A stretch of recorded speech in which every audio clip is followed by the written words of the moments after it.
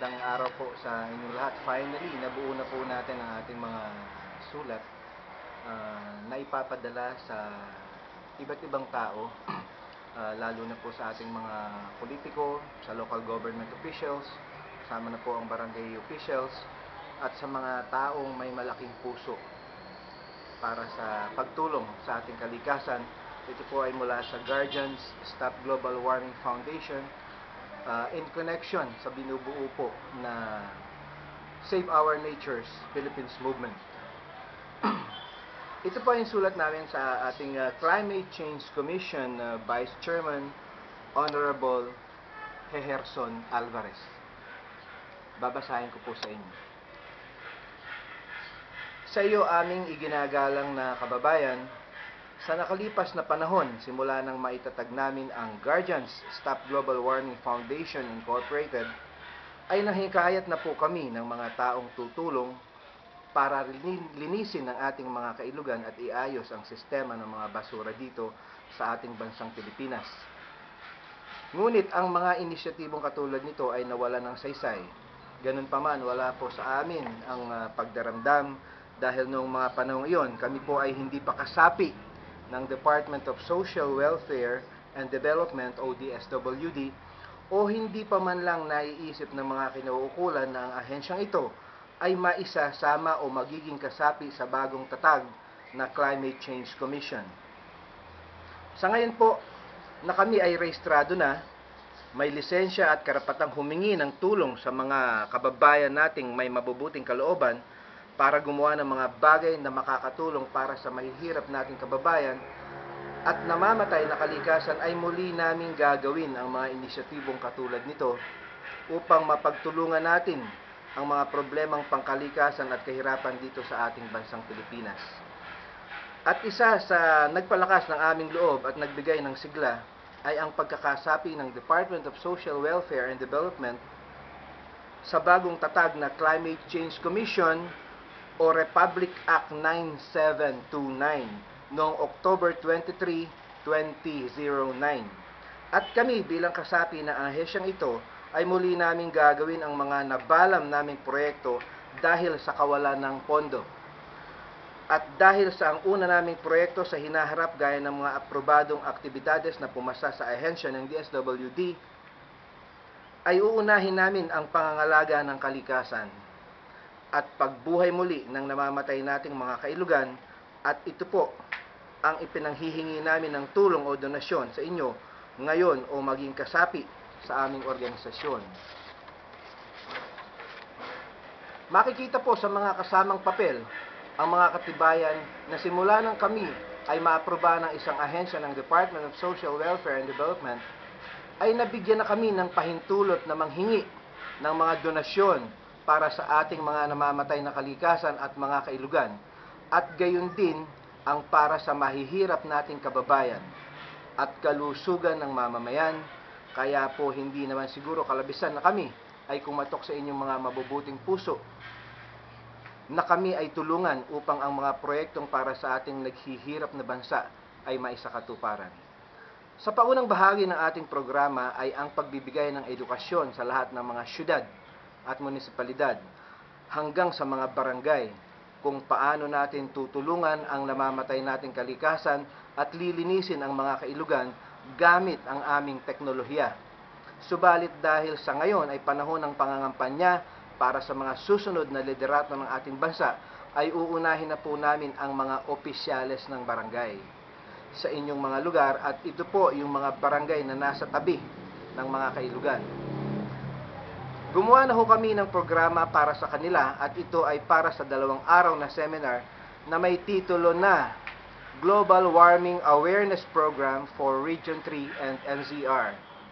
Dahil ito po ang mga lugar na ibinibigay sa aming lisensya ng DSWD, gayon din ninanais naming magkaroon ng mga opisina sa bawat syudad o munisipyo sa mga lugar na nabanggit. Isusunod din po natin ang mga problema sa kalikasan sa mga probinsya ng Pilipinas.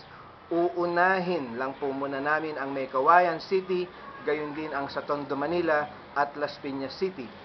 Sa mga lugar na kung saan kami ay may mga miyembro, at dahil ito po ay magtutuloy-tuloy na dahil sa binubuong Save Our Nature Philippines Movement. At habang nandirito pa ang banta ng pagbabago ng ating klima, gayon din ang pangangalaga ng ating kalikasan at pagtulong sa mahihirap nating kababayan. Sa loob ng programang ito ay aming ituturo ang mga sumusunod. Number 1, basic computer learning o paano gumawa ng email ad, network at magbasa ng website. Kailangan ito para sa mga kaalaman at pagbabantay sa pagbabago-bago ng klima. Number 2, how to become environmentalist o papaano maging makakalikasan. Number 3, global warming and climate change awareness o pagharap sa pagbabago ng klima. Number 4, zero waste management. Basura mo, kailangan ng ibang tao. Number 5, rivers recovery program o ang pagbawi muli sa mga kailugan.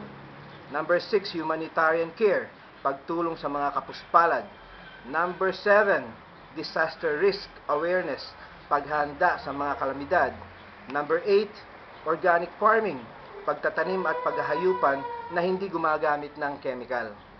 At number 9, be healthy for the rest of your life, maging malusog sa mga darating pang araw sa inyong buhay. Ang mga proyektong katulad ng mga nakasulat sa itaas, ang mga dapat nang gawin ng mga taong gobyerno at maging ng mga mamamayan upang makasunod sa mga batas tungkol sa pagbabago ng klima at maaaring makatulong ang Bangko Sentral ayon sa batas na ito o yung Republic Act 9729. Kung ang mga katulad na proyekto ay isusumite at ikokonsulta sa bangkong ito sa sandali na ito ay ginagawa na o may plano ng gagawin. Katulong namin sa proyektong ito ang mga grupong makakalikasan katulad ng Guardians Reformist for Environment and Truth o yung GREAT, Sagip Pasig Movement, SPM, at Rotary Club of North Bay.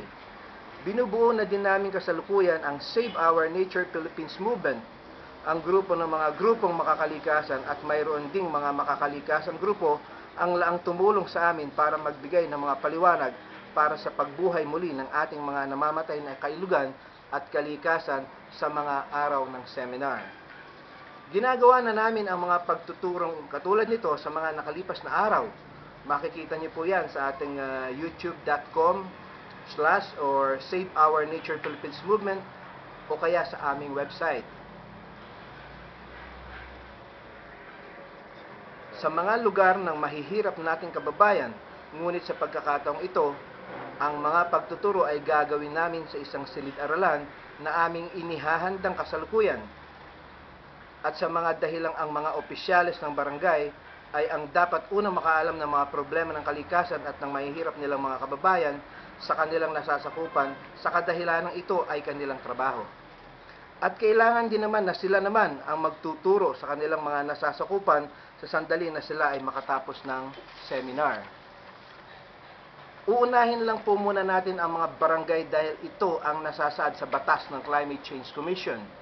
Isusunod po natin ang mga organisasyon, foundation at mga club, gayon din ang mga delegasyon ng mga eskwelahan dahil dapat na nilang matutunan ang mga paraan paano tayo dapat humarap sa pagbabago ng ating klima. Kayo po bilang isa sa mga alam naming handang tumulong sa mahihirap nating kababayan at namamatay na kalikasan ay hinihikayat namin na kayo ay maging honorary member o miyembro honoraryo ng ating foundation at maging stopper, ang tagapatigil ng pag-init ng panahon. At kung kayo po ay magiging stopper, hindi ito magiging kabawasan sa inyong budget, bagkus ay makakatulong pa.